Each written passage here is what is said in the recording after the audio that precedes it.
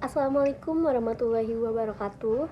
Halo semua, perkenalkan nama saya Anggita Prameswari, kelas Z5 Prodi Komputerisasi Akuntansi. Pada kesempatan kali ini saya akan membahas materi tentang teknologi informasi. Apa sih teknologi informasi itu? Yuk kita sama-sama bahas videonya dan simak videonya. Teknologi informasi adalah teknologi yang digunakan untuk mengolah, menyimpan, dan menyebarkan informasi secara digital.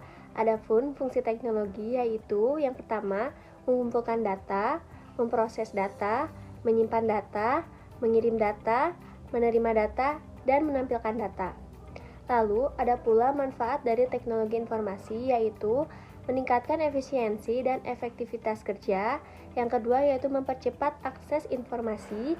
Yang ketiga yaitu memperluas jangkauan komunikasi. Dan yang terakhir yaitu meningkatkan kualitas hidup. Adapun contoh dari teknologi informasi tersebut yaitu komputer.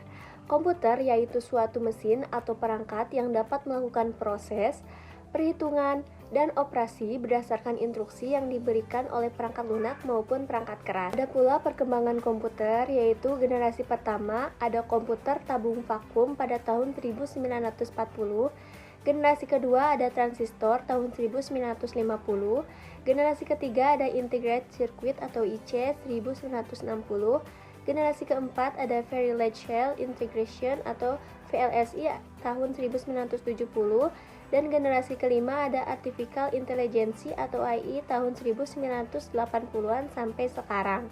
Lalu di dalam komputer terdapat dua komponen aktif yaitu hardware adalah perangkat keras yang digunakan untuk mendukung sistem informasi. Contohnya komputer itu sendiri, server, jaringan, dan perangkat penyimpanan. Lalu ada pula software yaitu perangkat lunak yang digunakan untuk menjalankan sistem informasi. Contohnya, sistem operasi, aplikasi, dan database. Selain itu, ada pula internet. Internet adalah jaringan global komputer yang saling terhubung dan memungkinkan komunikasi dan pertukaran informasi. Lalu ada World Wide Web atau WWW, yaitu layanan internet yang menyediakan akses ke halaman web dan sumber daya online lainnya. Lalu ada jaringan komputer. Jaringan komputer adalah dua atau lebih komputer yang terhubung untuk berbagi sumber daya dan informasi. Adapun jenis jaringan komputer, yang pertama ada LAN atau Local Area Network, yang kedua ada MAN atau Metropolitan Area Network, yang ketiga ada WAN atau Wide Area Network, dan yang terakhir ada GAN atau Global Area Network. Lalu ada beberapa komponen unit sistem. Yang pertama ada motherboard, yaitu papan sirkuit utama yang menghubungkan semua komponen utama komputer. Yang kedua ada CPU atau Central Process Unit, yaitu otak komputer yang memproses instruksi dan melakukan perhitungan. Yang ketiga ada RAM atau Random Access Memory, yaitu memori sementara yang menyimpan data dan instruksi yang sedang digunakan komputer. Dan yang terakhir ada SORT, yaitu media penyimpanan data permanen seperti hard disk drive atau HDD atau solid state drive atau SSD. Lalu di sini saya akan menjelaskan tentang sistem informasi. Apa sih sistem informasi itu?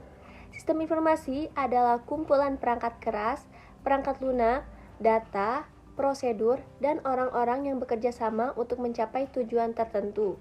Contohnya, sistem informasi akuntansi, sistem informasi manajemen, dan sistem informasi pendukung keputusan. Lalu selain sistem informasi ada pula analisis sistem informasi, yaitu proses mempelajari dan memahami sistem informasi yang ada untuk mengidentifikasi masalah dan peluang perbaikan. Adapun tahapan analisis sistem informasi, yang pertama adalah pengumpulan data, analisis data, perancangan sistem, implementasi sistem, dan yang terakhir ada pengoperasian dan pemeliharaan sistem. Lalu ada pula pengembangan sistem informasi, yaitu yang pertama ada proses sistematis untuk merancang, mengembangkan, dan mengimplementasikan sistem informasi untuk memenuhi kebutuhan bisnis.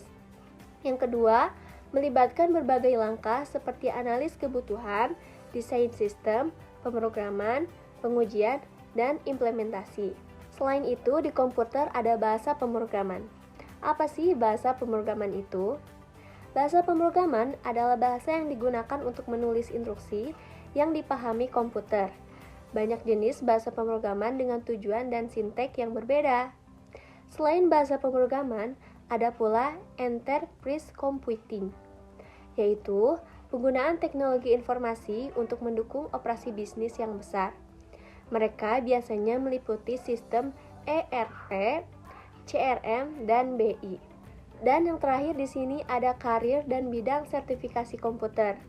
Banyak peluang karir di bidang komputer seperti programmer, teknisi jaringan, analis bisnis, dan spesialis keamanan siber.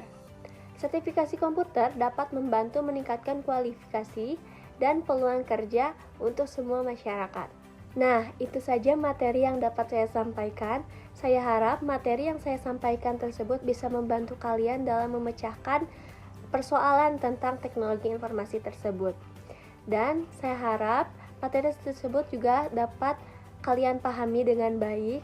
Dan mohon maaf juga apabila masih banyak kekurangan karena saya di sini juga masih tahap pembelajaran. Mungkin sekian dari saya, mohon maaf juga masih banyak kekurangan. Wassalamualaikum warahmatullahi wabarakatuh. See you next video.